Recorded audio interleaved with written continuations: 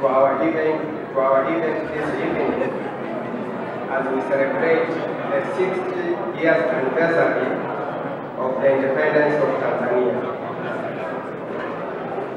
Distinguished guests, our today's program will start by the national anthems.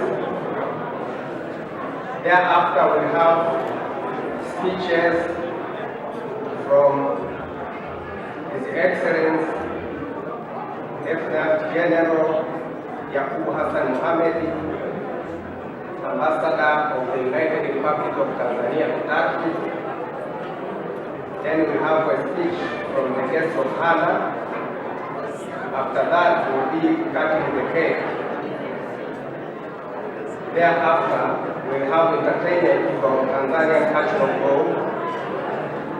After that, we'll have dinner. Kara Ismail Paul, the Minister of Transportation and Infrastructure, who is our guest of honor today. Your Excellency Marcel Roca Shibeka, Ambassador of the Democratic Republic of Congo, to Turkey and King of the Diplomatic Corps. Excellencies, Ambassadors, heads of international organizations, government officials, distinguished guests, friends from the media, Tanzania diaspora in Turkey, dear colleagues, good evening, Assalamu alaikum. Welcome you on the auspicious occasion as we celebrate the 60 years anniversary of the independence of Tanzania mainland. Allow me to extend to you a warm greetings and best wishes from Excellency Samia Suluhu Hassan, the President of the United Republic of Tanzania, and the people of Tanzania, His Excellency Recep Tayyip Erdogan, President of the Republic of Turkey, and the friendly people of Turkey. Today is a special day in the history of Tanzania. It is the day we commemorate 60 years anniversary of Tanzania mainland independence, then known as Tanganyika. The independent Tanganyika united with independent Zanzibar in 1964 to give birth to the United Republic of Tanzania. Every reason to commemorate this day. It is a day to once again proudly celebrate our hard-won achievement. By all measures and yardstick, Tanzania of today is far ahead of that of 1961 when we got our independence after 7 consecutive years of being a colony.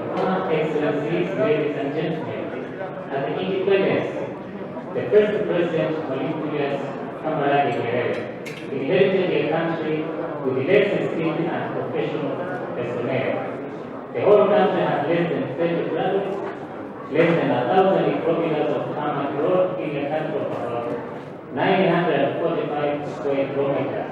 It is against this background we can say that the country was left with nothing of substance to start with.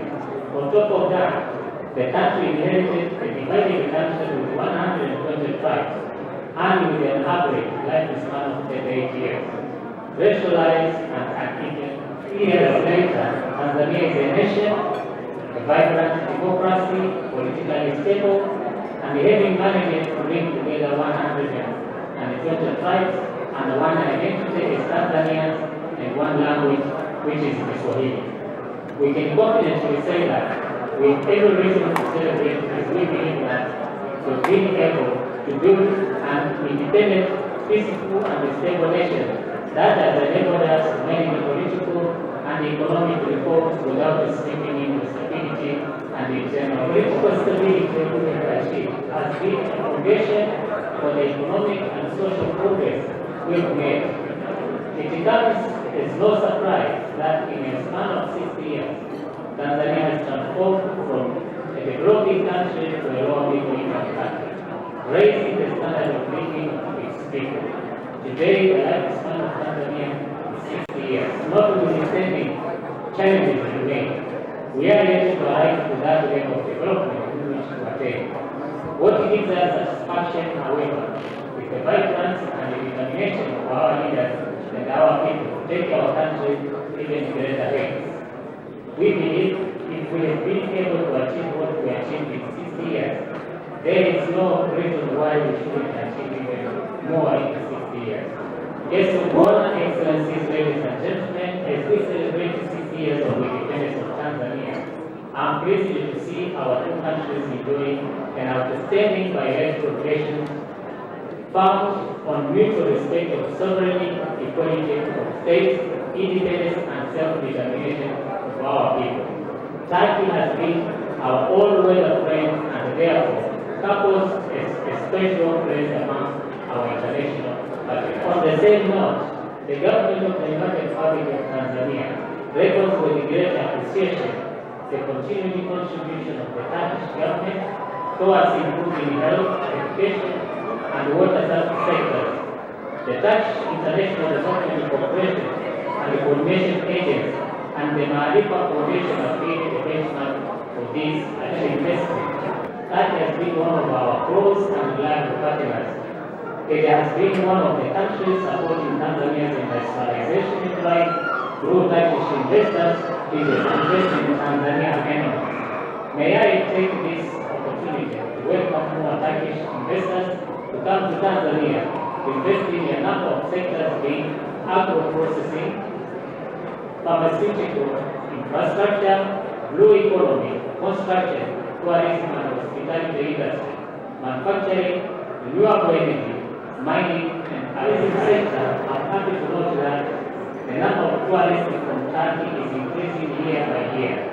This has been contributed by a number of factors, one being a direct flight by Turkish Airlines from Istanbul. By a special way, I want to acknowledge the current efforts undertaken by the Turkish authorities to advertise Zanzibar's tourist attractions in Turkish television stations. We are looking forward to seeing the possibilities of getting more famous attractions in the package to cover at least Mount Kilimanjaro, Serengeti, and Ngorongoro national parks. Today, I bring with me a message that Tanzania is open and ready to do business with Turkey. My government, in collaboration with the private sector, is formulating policies that will protect and create an enabling environment for the private sector to grow. Sayın onur konuğumuz ve konuklarımız, bugün Tanzanya'nın Türkiye ile işbirliği yapmak için hazır ve açık olduğuna dair net bir mesaj iletiyorum. Hükümetin özel sektörle işbirliği içinde özel sektörü koruyacak ve büyümesi için elverişli bir ortam yaratacak politikalar doğrultuyor. Many efforts are being undertaken in the legal, fiscal and public services sector so as to ensure business in starting and doing business. In Tanzania has done very well with regard to economic performance. With sound macroeconomic policies and attaining macroeconomic stability, Tanzania is so eager to do business with the Turkish companies in a win-win situation. We are very happy that Turkey treated Tanzania with respect, not simply as a place to grab resources as cheaply as possible, but a partner in our development endeavors. Ekselansları, Sayın Büyükelçi Yakup Hasan Muhammed, saygıdeğer Büyükelçiler, değerli konuklar, Türkiye Cumhuriyeti Devleti ve hükümeti adına dost ve kardeş ülke Tanzanya Birleşik Cumhuriyeti'nin bağımsızlığının 60. yılı vesilesiyle düzenlenen bu törene katılmaktan sizlerle bir araya gelmekten onur duyuyorum. On behalf of the state and the government of the Republic of Turkey, to the reception on the occasion of the 60th anniversary of the independence of the friendly and brotherly United Republic of Tanzania, and also to be together with you all. Tanzanya halkının 9 Aralık 1961 tarihinde sömürgeciliğe karşı mücadelesinde galip gelerek bağımsızlık kazanmasına doğal bir sonucu olan alevlenen ve bu bağımsızlık duygusunda günümüze kadar aynı şiddetle varlığını sürdürmüşten beri özgürlük, adalet, iç ve dış barış, siyasi istikrar, ekonomik ve sosyal kalkınma ile refah refaha erişme yolunda emin adımla ilerleyen Tanzanya, bölgede ve dünyada öne çıkan güvenilir bir ülke haline gelmiştir. Sayın Samiha Suluhu Hasan, başarılı politika ve reformları takdirle takip ediyor ve destekliyoruz.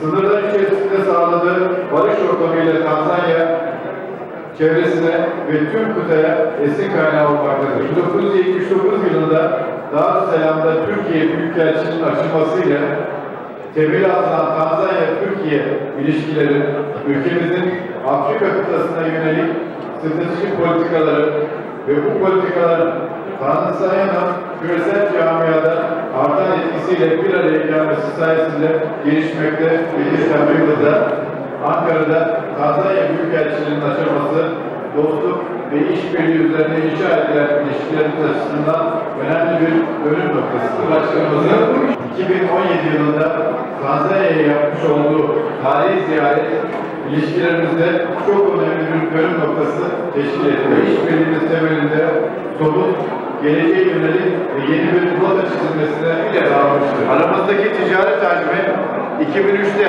5.4 milyar Amerikan doları iken bu miktar 2020'de 25.3 milyar Amerikan dolarına çıkmıştır. Our trade volume with the continent, which was 5.4 billion